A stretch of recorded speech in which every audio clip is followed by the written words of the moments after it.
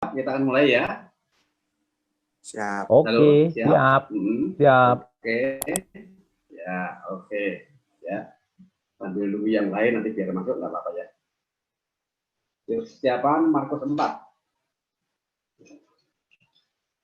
Markus 4 ayat 35 sampai dengan 41.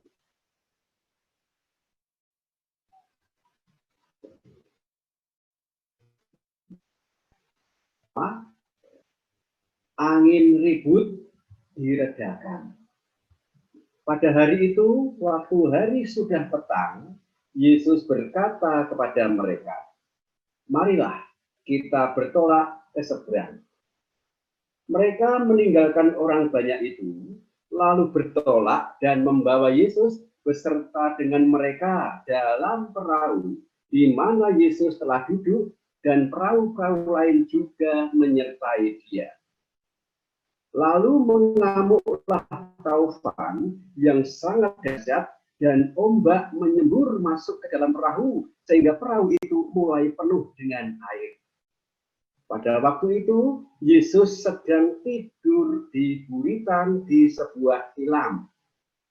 Maka murid-muridnya membangunkan dia dan berkata kepadanya, "Guru, engkau tidak peduli kalau kita binasa?" Ia pun bangun, menghardik angin itu dan berkata kepada danau itu, "Diam, tenanglah." Lalu angin itu reda dan danau itu menjadi teduh kembali. Lalu ia berkata kepada mereka, "Mengapa kamu begitu takut? Mengapa kamu tidak percaya?" Mereka semua sangat takut dan berkata seorang kepada yang lain, "Siapakah gerangan orang ini sehingga angin dan danau pun taat kepadanya?" Demikianlah sabda Tuhan.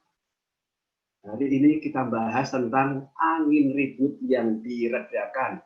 Ketika Yesus dan para murid naik perahu, Yesus sepertinya tidur, kemudian ombak badai air masuk dalam perahu, persis seperti saat ini. Saat kita menghadapi pandemi ini, pencobaan datang bertubi-tubi. Banyak air masuk dalam perahu kita. Karena kita menggunakan kekuatan kita, seringkali akhirnya kita menyalahkan Yesus. "Yesus, mengapa kamu hanya tidur? Lihat ini, pandemi begitu dahsyat menghadap kami. Kenapa engkau tidak menolong? Kita akan..." Maka kita seperti itu. Nah, kita akan bahas supaya sungguh-sungguh mengapa Yesus, dan setelah mengatakan diam dan tenanglah, kemudian ombak dan danau menjadi tenang, Yesus mengatakan, "Mengapa kamu takut? Mengapa kamu tidak percaya?" Hari ini saat kita menghadapi masalah yang besar seperti ini, kita akan belajar tentang angin ribut yang diredakan Tuhan Yesus. Seperti biasa, supaya Tuhan membuka pikiran kita, mari kita masuk dalam hadirat-Nya. Supaya Tuhan membuka pikiran kita, sehingga kita mengerti akan kitab suci dan kuasa. Mari kita masuk dalam hadirat-Nya. Demi Bapa dan Putra dan Roh Kudus. Amin. Ya Tuhan Yesus, kami mengucap syukur karena saat ini Engkau telah mengumpulkan kami di tempat itu, Tuhan. Kami percaya firman-Mu yang akan Kau perdakan, ribut yang Kau redakan, sungguh akan berguna bagi kekuatan kami, supaya saat menghadapi pencobaan yang begitu dahsyat dan bertubi-tubi, kami pun tidak akan takut, apalagi menjadi tidak percaya. Tunjukkanlah kepada kami Tuhan apa yang harus kami lakukan, supaya sungguh-sungguh mulai malam hari ini, ketika pencobaan datang bertubi-tubi, kami tidak akan takut dan kami tetap selalu percaya, sehingga badai sekuat apapun, sedahsyat apapun, akan menjadi diam dan tenang. Namun kami tahu Tuhan, saat firman-Mu hendak Kau perdengarkan, janji dalam firman-Mu hendak Kau nyatakan, iblis seringkali mencuri kuasa firman itu, supaya tidak bisa tumbuh, berkembang, dan berbuah di dalam diri kami. Dan kami juga percaya kuasa iblis yang suka mencuri firman itu hanya bisa dipatahkan melalui penyerahan diri dan pertobatan kami. Untuk itu ya Tuhan Yesus, terimalah seruan tobat dari anak-anak-Mu semua yang ada di sini. Allah yang Maha Rahim, aku menyesal atas dosa-dosaku, sebab patut aku Engkau hukum, terutama sebab aku telah menghina Engkau, yang Maha Murah dan Maha Baik bagiku. Aku benci akan segala dosaku, dan berjanji dengan pertolongan rahmat-Mu, hendak memperbaiki hidupku, dan tidak akan berbuat dosa lagi. Ya Allah, ampunilah aku orang berdosa ini. Kami sungguh percaya Tuhan, saat belas kasihan-Mu Kau limpahkan kepada kami, maka Engkau akan mengasihani kami, mengampuni dosa kami, dan sampai kehidupan yang Tuhan Yesus, Engkaulah firman yang hidup, firman yang menjadi manusia. Karena firman adalah kata-kata Allah, kami sungguh-sungguh percaya apapun yang akan Kau firmankan pada saat ini akan menjadi tanda ajaib dan mujizat yang pasti akan Kau nyatakan asal kami mau mendengarkan, mengimani, dan mengamininya dengan tindakan iman. Supaya kuasa firman-Mu berkuasa dalam diri kami, mohon Tuhan, jamah dan bukalah roh pemikiran kami, roh pendengaran kami, roh penglihatan kami, roh pengucapan kami, terutama Tuhan, bukalah roh permenungan kami.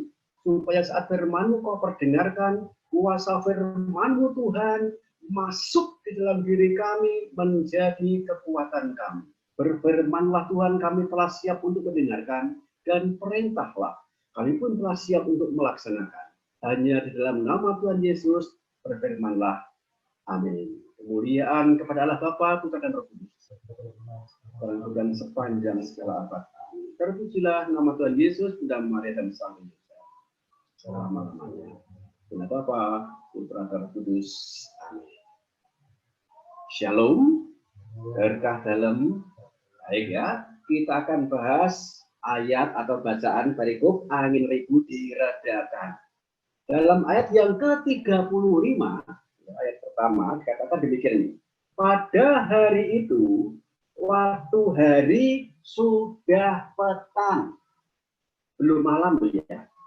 Jadi waktu hari menjelang malam atau remang-remang, jadi setengah gelap. Yesus berkata kepada mereka, marilah kita bertolak ke seberang. Berarti pada waktu remang-remang, ya belum begitu gelap, Yesus mengajak para murid ke tempat yang baru, seberang ini. Benar ya? Seberang itu berarti tempat yang baru. Ya. Kenapa begitu? Karena memang kita disuruh Tuhan Yesus menginjili ke tempat-tempat yang baru. Nah, biasanya kalau kita mau menginjili ke tempat yang baru, itu kadang-kadang pikiran kita berpikir nih, bisa atau tidak ya? Remang-remang akan muncul dalam pikiran kita. Karena kita belum tahu karakter orang, kita belum tahu masalah orang, kita belum tahu apa yang terjadi. Nah, Tuhan mengatakan bahwa meskipun hari sudah petang, tetap ajak ke seberang, ke tempat yang baru.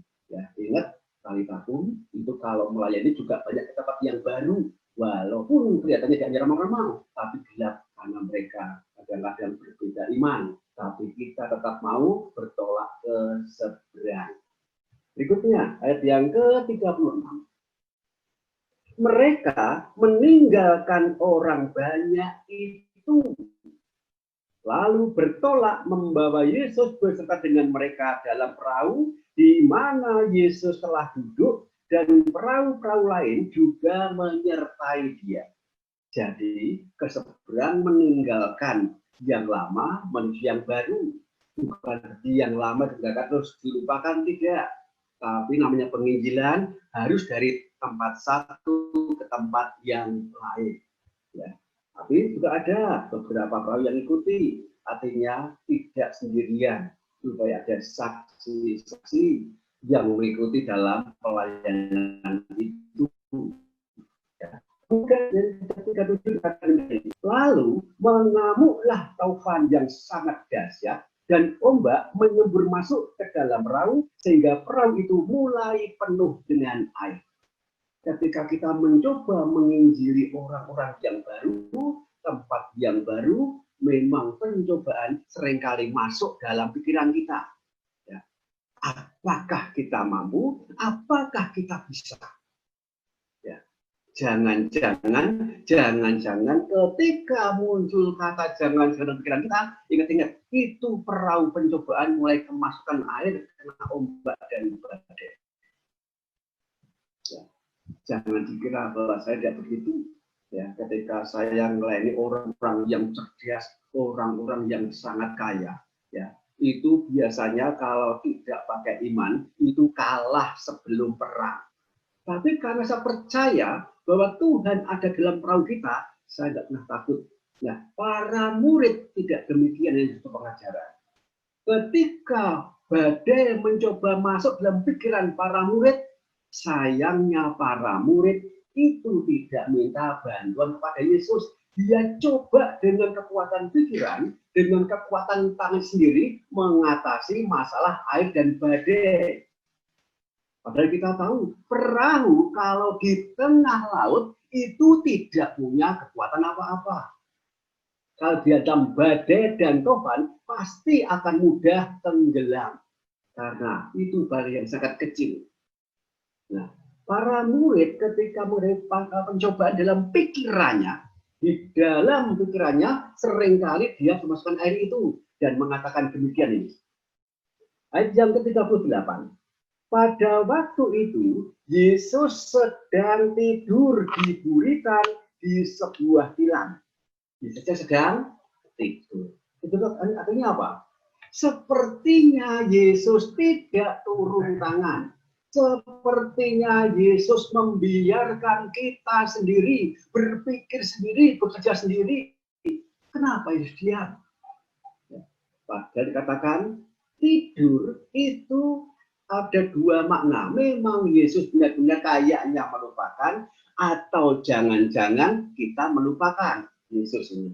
Sehingga Yesus kita buat tidur. Karena apa? Pencobaan yang menguasai pikiran kita ini mengganggu pikiran kita sehingga Yesus tidak bisa berkuasa. Yesus bisa juga kita bikin tidur. Ya, kemudian dikatakan demikian. Setelah Yesus dibikin tidur menggunakan kekuatan pikiran dan kekuatan para sendiri, mereka mulai putus asa dan mereka mulai menyalahkan Yesus dengan mengatakan demikian. Maka murid-muridnya membangunkan Yesus dan berkata kepada Yesus, Guru, engkau tidak peduli kalau kita binasa. Coba renungkan. Binasa itu apa artinya? Mati. Guru, engkau tidak peduli kalau kita mati. Mereka lupa bahwa Yesus pernah mengatakan, akulah jalan dan kebenaran dan hidup. Mengapa mereka bisa mengatakan, Guru, mengapa engkau tidak peduli? Kita yang akan binasa. Karena mereka ketika menghadapi pencobaan, menggunakan kekuatan mereka sendiri, menggunakan pikiran mereka sendiri, dia tidak pernah menyerahkan pikiran dan kekuatan itu pada Tuhan untuk mengatasi masalah. Yesus kita biarkan tidur dalam diri kita. Ketika kita biarkan tidur, kemudian kita menggunakan kekuatan pikiran dan kekuatan kita. Kita sampaikan, nanti kalau sudah ada pencobaan, kita menyalahkan Yesus. Mengapa begitu? Yesus kita sudah satu perahu, mengapa engkau tidak peduli? Banyak orang-orang gereja yang dia aktif menggereja, kayaknya bersama dengan Yesus dalam satu perahu. Tapi ketika pencobaan datang dan sepertinya Yesus tidak mau turun tangan, akhirnya dia menyalahkan Yesus. Yesus, apa engkau tidak melihat? Kenapa engkau tidak peduli? Bukankah aku bersamamu? Bukankah aku telah aktif menggereja ataupun berdoa? Mengapa engkau diam saja? Seringkali ketika pencobaan datang, kita mengatakan pada Tuhan seperti itu. Ya. Kemudian apa yang dilakukan oleh Yesus ketika Yesus katakan bahwa engkau hanya tidur, tidak peduli, kita akan binasa. Kemudian ayat yang ke-39 dikatakan demikian. Yesus pun bangun, menghardik angin itu, dan berkata kepada danau itu, diam dan tenanglah. Lalu angin itu reda, dan danau itu menjadi teduh kembali. Anda perhatikan, ketika Yesus sungguh-sungguh turun tangan, maka sungguh-sungguh masalah selesai. Hanya mengatakan diam dan tenanglah. Tapi setelah Yesus turun tangan, langsung turun tangan, kemudian Yesus berkata demikian. Ini kata-kata yang paling penting yang kita bahas malam hari ini untuk menghadapi masa pandemi atau COVID ini, yang seringkali masuk dalam banyak pencobaan menguasai hidup kita. Ya, dikatakan demikian. Lalu ia berkata kepada mereka, mengapa kamu begitu takut? Mengapa kamu tidak percaya? Takut. Takut itu apa? Tunduk di bawah perintah. Dalam hal ini, para murid tunduk di bawah perintah pikirannya karena pencobaan angin badai itu. Ya, sehingga pikirannya menjadi takut. Dia tidak mau tunduk di bawah perintah Tuhan, walaupun dalam satu rumah. Ya. Kemudian dikatakan demikian ya, mengapa kamu tidak percaya? Nah, hal ini yang ingin kita sampaikan supaya kita belajar. Kalau saya menghadapi masalah yang begitu datang bertubi-tubi, saya percaya. Saya sudah terima perjamuan kudus komuni. Tuhan ada di mana? Di dalam diri kita. Perhatikan, jika kita percaya Tuhan ada di dalam diri kita, percaya badai sekuat apapun menerjang kita, kita tidak akan pernah tenggelam, apalagi mati. Karena sang sumber kehidupan ada di dalam diri kita. Saya percaya Tuhan ada dalam diri saya. Kemanapun Tuhan utus saya, ke tempat yang baru,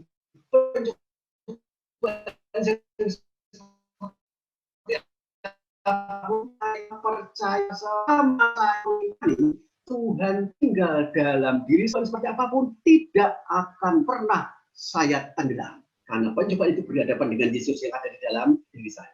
Yang kedua, dikatakan atau mengatakan, mengapa kamu tidak percaya? Mengapa kamu takut? Setelah saya percaya bahwa Tuhan tinggal dalam diri saya tidak pernah takut tenggelam. Mengapa saya tidak takut tenggelam? Saya akan berkata kepada Tuhan, tidak seperti para murid. Saya yang mengatakan kepada Tuhan, karena Tuhan sudah tinggal dalam diri saya tidak akan membangunkan Tuhan, menyalahkan Tuhan. Kenapa Tuhan banyak tidur? Kenapa tidak peduli? Tidak. Ingat-ingat Tuhan ada dalam diri kita, kita milik Tuhan. Yang kedua, setelah kita jadi milik Tuhan, kita jadi alat Tuhan Yesus. Nah, masih ingat kalau supaya kita dipakai jadi Tuhan Yesus, saat kita minta dalam nama Yesus, siapa yang melakukan? Tuhan yang ada di dalam diri kita. Maka saya akan mengatakan kepada Tuhan Yesus ketika pencobaan datang, Tuhan, Engkau tidak perlu bangun mengatasi masalahku ini. Tidak. Engkau tetap saja di hatiku. Biarkan aku yang menangani masalah ini, tapi tolong Tuhan, pakailah aku jadi alatmu. Perintahkan aku bagaimana aku bisa mengatasi pencobaan ini. Jika Tuhan mendengarkan suara iman yang seperti itu, saya percaya ya Tuhan pasti akan mengatakan kepada saya, nanti termasuk Anda, Tuhan akan mengatakan, benar bahwa kamu percaya aku tinggal dalam dirimu. Ya Tuhan, aku percaya. benar bahwa kamu percaya kamu tidak akan tenggelam. Saya tidak mungkin tenggelam. Iblis tidak bisa mengalahkan saya. Apa seperti itu? Karena saya katakan dengan 1 Petrus 5 ayat 6, ayat 7 sampai dengan 9. 1 Petrus 5 ayat 7 sampai dengan 9. Dikatakan demikian. Serahkanlah segala kekhawatiranmu kepadanya, sebab ia yang memelihara kamu. Sadarlah dan berjaga-jagalah, lawan musuh iblis berjalan keliling sama seperti singa yang mengaum-aum dan mencari orang yang dapat ditelannya. Lawanlah dia dengan iman yang teguh, sebab kamu tahu bahwa semua saudaramu di seluruh dunia menanggung penderitaan yang sama. Saya percaya Tuhan ada dalam diri saya, Tuhan ada dalam perahu hidup saya, dalam setiap perjalanan saya tidak pernah khawatir. Saya mau diapakan, dicoba oleh iblis, silakan. Iblis mau seperti singa, seperti serigala, mau menelan saya, silahkan. Karena saya pasti tidak dapat ditelan oleh iblis, oleh pencobaan, oleh badai itu. Karena saya percaya Yesus ada di dalam perahu hati saya. Jika iblis menelan saya, dia menelan Yesus yang ada di dalam diri saya. Iman itulah yang saya pegang selama ini. Pergi kemanapun, menghadapi setan sebesar apapun, saya tidak pernah khawatir, tidak pernah takut, karena Tuhan ada di dalam diri saya. Iman seperti inilah yang harus kita terima, yang harus kita miliki, dan harus kita lakukan. Jadi sampaikan, ingat-ingat, Yesus tidak tidur. Meskipun Yesus tidur, kita tidak binasa selama kita mengimani. Memang kelihatannya Yesus tidur, kelihatannya Yesus tidak peduli. Bukan tidak peduli, tetapi ingat, jika Tuhan ada di sini, Tuhan ingin menggunakan kita jadi alatnya. Maka rahasia yang kedua, saya katakan kepada Tuhan, Tuhan, Engkau tidak perlu turun tangan menghadapi badai. Tidak perlu. Ya. Tapi Tuhan, tetaplah Engkau di situ diberikan itu. Tetapi pakailah aku jadi alatmu untuk mengatasi badai pencobaan ini. Dan Tuhan mengatakan, benar, kamu ingin kupakai jadi alatku? Ya. Kita baca, bagaimana kita bisa mengatasi pencobaan itu? Kita baca Yohanes 14 sampai dengan 14. Yohanes 14 ayat 12 sampai dengan 14. Dikatakan demikian. Aku berkata kepadamu, kata Tuhan, sesungguhnya barang siapa percaya kepadaku, barang siapa percaya kepada Tuhan, ia yang percaya kepadaku akan melakukan juga pekerjaan-pekerjaan yang aku lakukan. Bahkan pekerjaan-pekerjaan yang lebih besar daripada itu, sebab aku pergi kepada Bapa. Itu ayat yang ke-12. Tuhan yang menjanjikan jika kita percaya pada Tuhan Yesus, kita bisa melakukan apa yang Yesus telah lakukan. Asal kita percaya. Ya. Kemudian dikatakan bagaimana caranya, ayat yang ke-13 dan 14, dan apa juga yang kamu minta dalam namaku, aku akan melakukannya, supaya Bapa dipermuliakan di dalam anak. Ayat 14-nya, jika kamu meminta sesuatu kepadaku dalam namaku, aku akan melakukan. Saya pegang janji dan perintah Tuhan. Selama saya percaya Tuhan ada dalam diri saya, meskipun saya ditelan oleh singa, oleh serigala, seperti anak domba masuk dalam sarang serigala, selama saya mengimani Tuhan ada dalam diri saya, serigala mau nelan saya, bukan nelan saya, tapi nelan Tuhan yang ada di dalam diri saya. Yang kedua, saya katakan pada Tuhan, Tuhan tidak usah turun tangan untuk mengusir serigala atau singa itu, tidak Tuhan. Tuhan tetap saja di situ, tapi Tuhan perintahkan aku bagaimana supaya bisa mengalahkan singa dan serigala dan badai ini. Dan Tuhan mengatakan, benar, kamu ingin kupakai jadi alatku. Kalau begitu setelah kamu percaya padaku, mintalah dalam namaku. Aku secara rohani yang akan melakukan. Makanya ketika saya menghadapi suatu masalah yang besar, ya, menghadapi setan yang sangat besar dan sangat banyak sekalipun, saya tidak pernah takut bahaya. Karena Tuhan beserta aku.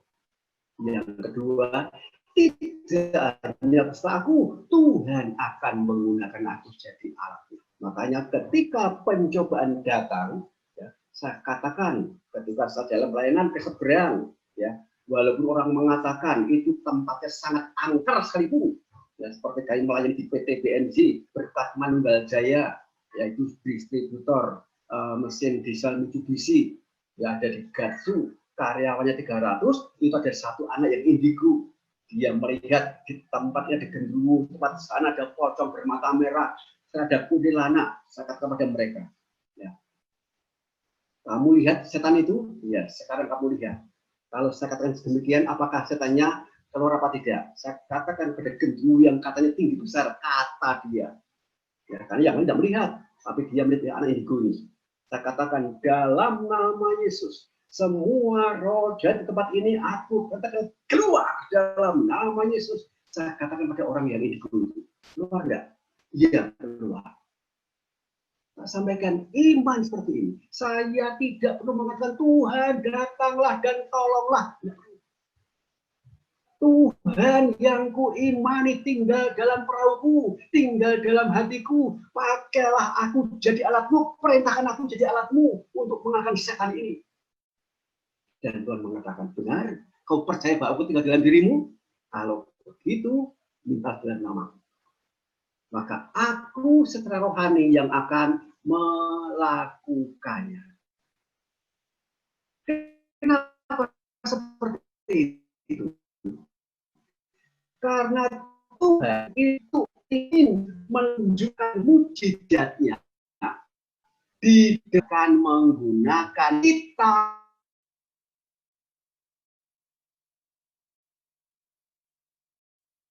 Masih Tuhan sanggup mengubah limbah jadi berkah. Contoh yang gampang, ya. Dulu di grup WA Kalikaku memang tidak ada yang namanya promosi, ya. Tapi kenapa saya mau memperbolehkan?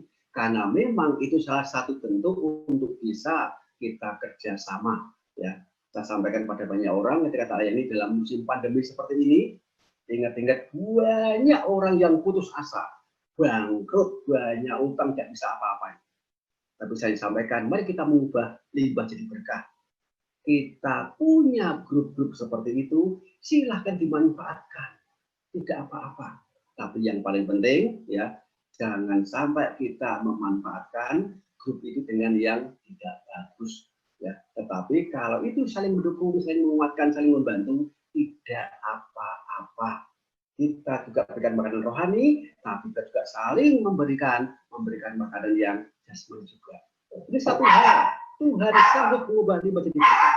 Ingat-ingat, apa yang Anda miliki diberi Tuhan, talenta Anda itu bisa dimanfaatkan. Kita serahkan pada Tuhan. Tuhan, pakailah aku jadi alatmu untuk mengatasi masalah ini. Ya. Ini satu hal. Jadi ingat-ingat, selama kita mengimani Tuhan tinggal dalam diri kita, pencobaan sebesar apapun, sekuat apapun, ingat-ingat, kita tidak akan pernah tenggelam. Ya. Dan ingat-ingat juga, jangan pernah kita menyuruh Tuhan Yesus untuk langsung melakukan, sementara kita tengok-tengok, tidak. Ya. Biarkan Tuhan yang tengok-tengok di dalam diri kita. Benar ya?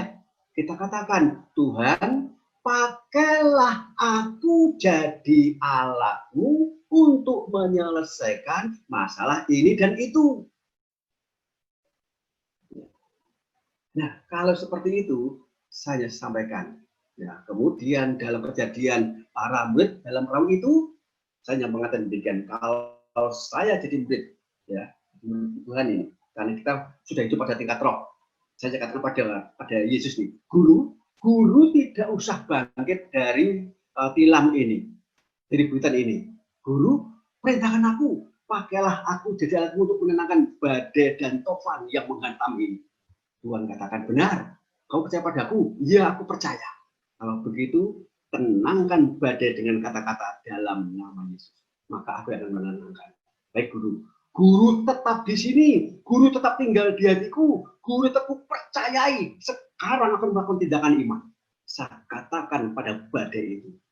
Dalam nama Yesus, hai tofan dan badai, aku perintahkan diam. Tenang. Pertanyaannya, akan tenang dan akan diam kan? Siapa yang membuat diam dan tenang? Tuhan sendiri. Tapi sayangnya badai itu tidak hanya datang dari luar. Dari luar itu hanya tujuan iblis, tapi itu hanya sarana iblis nih. Tujuan utama iblis itu supaya air masuk di dalam pikiran Anda. Sehingga Anda akan tenggelam. Kalau sudah mulai pencobaan datang bertubi-tubi, air masuk, angin kemudian mencoba menggelimpangkan Anda, ya, karena Anda merasakan akan tenggelam, Anda nanti akan menyalahkan Tuhan. Tapi bagi kita hari ini tidak. Ingat-ingat, selama pencobaan ada, justru disitulah membuktikan iman kita itu hidup. Ya, karena kedewasaan iman itu tidak ditentukan oleh banyaknya umur. Kedewasaan seseorang itu ditentukan ketika pencobaan datang, bisa mengatasi pencobaan itu bersama Tuhan dan firman. Area firman Anda lakukan di Tuhan, semakin Anda mengimani Tuhan Anda, semakin Anda bisa bertahan dalam iman. Semakin sering Anda dicobai, semakin Anda akan dewasa. Ya, karena kalau kita hanya anak-anak, itu hanya minta, minta, dan minta. Ketika pencobaan tidak terjadi, kita akan mudah untuk takut, khawatir. Anak minta, hanya apa? Minta, minta, dan minta. Ketika tidak diberi, maka dia akan menangis, tidak berbuat apa-apa. Ingat-ingat, kalau Anda sudah ikut tali tabung, kita tidak lagi menjadi anak Allah. Ingat-ingat, kita tingkatkan hubungan kita menjadi sahabat. Nanti pada tingkat yang berikutnya adalah menjadi mempelai perempuannya. Satu hal saya disampaikan, mari dalam masa pandemi ini, ingat-ingat, atau pencobaan seperti apapun yang Anda alami, ingat-ingat kita akan minta iman bahwa Tuhan tetap berada dalam diri kita. Selama Tuhan tetap tinggal dalam diri kita, pencobaan seperti apapun tidak akan pernah bisa menenggelamkan hidup kita. Yang kedua, ya, jangan takut. Kita tidak akan memerintahkan Yesus untuk menyelesaikan perkara hidup kita. Tidak. Kita akan minta tindakan iman. Tuhan, pakailah aku jadi alatmu untuk menyelesaikan masalahku ini. Yang ketiga, yang akan kita minta, ingat bahwa kita selalu diutus ke seberang, dan ke seberang. ke tempat yang baru, ke tempat yang baru, ke tempat yang baru, entah pagi hari, entah siang hari, entah petang hari, entah malam hari, yang kita tidak tahu sama sekali keadaan pencobaan itu seperti apa. Tapi selama menerima itu ada di sini, kita tidak tidur. Mari kita berdoa supaya kita menerima kuasa iman dan menerima kuasa untuk bisa menyelesaikan masalah hidup ini. Tuhan menggunakan kita tidak lagi. Mari kita masuk dalam hadirat. Demi nama Bapa dan Putra dan Roh Kudus. Amin. Ya Tuhan Yesus, sekarang kami tahu mengapa Engkau mengajarkan dalam kehidupan para murid ketika Engkau mengajak para murid-Mu petang hari bertolak ke seberang meninggalkan orang banyak. Setelah naik perahu meninggalkan orang banyak menuju ke seberang pada petang hari, badai topan mengamuk. Para murid menggunakan kekuatan pikiran dan kekuatan sendiri mengatasi masalah itu. Ia lupa bahwa Tuhan, sang sumber hidup, sang jalan keluar, ada dalam perahu. Karena mereka meninggalkan Tuhan. Engkau tidak tidur, tapi ditidurkan oleh para murid. Demikian kami saat kami menghadapi pencobaan, seringkali kami mencoba mengatasi dengan kekuatan ilmu pikiran kami, kekuatan kami sendiri. Engkau kami tinggalkan, kami biarkan engkau tidur. Begitu kami sudah kelelahan, kami menyalahkan Engkau. Kami menyalahkan Engkau. Kenapa Engkau tidak peduli Tuhan? Kenapa Engkau diam saja? Kita ini akan binasa. Kalau Tuhan mau menjawab, kita akan binasa. Bagaimana mungkin aku, sang sumber kehidupan, hanya dapat binasa hanya karena pencobaan angin ini? Aku tidak pernah binasa karena akulah sang sumber hidup. Padahal aku sudah ada dalam dirimu. Hanya karena ketika pencobaan datang, engkau tinggalkan aku. Engkau mengandalkan kekuatan pikiranmu sendiri. Mengandalkan kekuatanmu sendiri. Dan ketika kau tidak mampu, engkau menyalahkan. Makanya Tuhan Yesus, pengajaran dari para muridmu ini membuat kami menjadi terbangun. Bahwa memang benar ketika pencobaan datang, kami mengandalkan kekuatan pikiran kami sendiri. Walaupun kami kadang-kadang percaya engkau tinggal dalam diri kami, tapi engkau kami buat tidur. Maka Tuhan, mohon belas kasihan dan pengampunanmu.